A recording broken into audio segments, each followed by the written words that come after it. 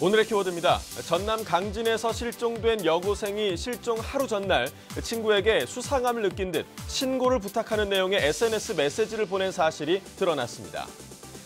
지난 16일 아르바이트를 소개받기로 했다면서 아버지 친구 B씨를 만나러 집을 나갔던 여고생 A양의 행방이 여전히 묘연한데요.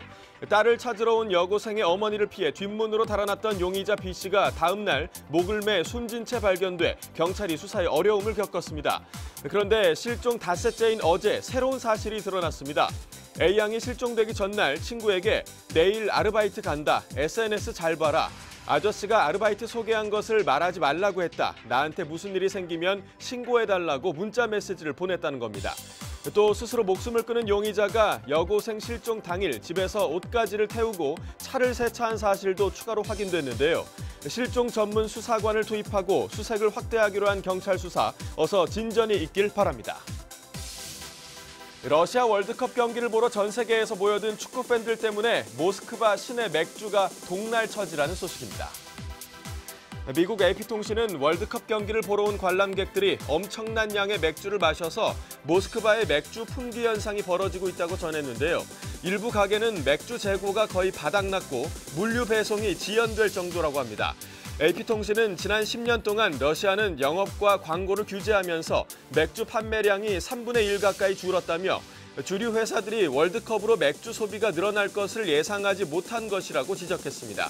자, 그렇다면 우리나라 상황은 어떨까요? 치킨과 맥주 업체들이 월드컵 특수를 톡톡히 누리고 있다는데요. 스웨덴전이 열린 지난 18일 일부 치킨 업체 매출은 한 주 전보다 2배 이상 많았고요. 한 편의점에서는 맥주도 평소보다 3배 이상 팔렸다고 합니다. 구급차를 타고 집에 가려고 사람을 죽였다고 112에 허위 신고를 한 40대 남성에게 실형이 선고됐습니다. 술에 취한 40대 남성 A씨는 지난해 7월 오후 8시 반쯤 구급차를 타고 집에 가려고 119에 전화를 했다는데요. 하지만 구급차가 출동하지 않자 이번에는 112에 전화를 해서 사람을 죽였다고 허위 신고를 했다고 합니다. 출동한 경찰은 A씨의 소재를 파악하느라 1시간 동안 수색에 나섰는데요. 결국 경찰에 붙잡힌 A씨는 112에 허위 신고한 혐의로 기소됐고 공무방해 정도가 가볍지 않다고 판단돼 징역 8개월을 선고받았다고 합니다. 부인 멜라니아 여사마저 비판을 쏟아낸 트럼프 정부의 무관용 정책으로 여론이 들끓고 있는 미국 땅에서 불법 이민자 신분인 소녀가 미국 국경에서 눈물을 쏟는 사진이 공개되면서 논란이 일고 있습니다. 붉은색 점퍼와 신발을 신고 어른들을 올려다보며 겁에 질려 울고 있는 이 사진. 뉴욕타임스에 따르면 이 아이는 온두라스에서 뗏목을 타고 미국 국경에 도달한 2살 소녀로 미국 텍사스 국경에서 순찰대원에게 몸수색을 당하는 엄마 옆에서 찍힌 사진이라고 하는데요.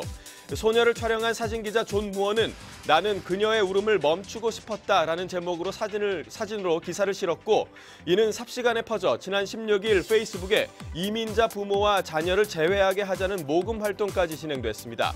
소녀의 사진이 불러일으킨 나비 효과 때문일까요? 애초 모금 목표액의 3,000배에 달하는 우리 돈 55억 원을 넘었다고 전해졌고요. 해당 사진은 불법 이민자 무관용 정책의 상징이라는 평을 받았다고 합니다. 지금까지 오늘의 키워드였습니다.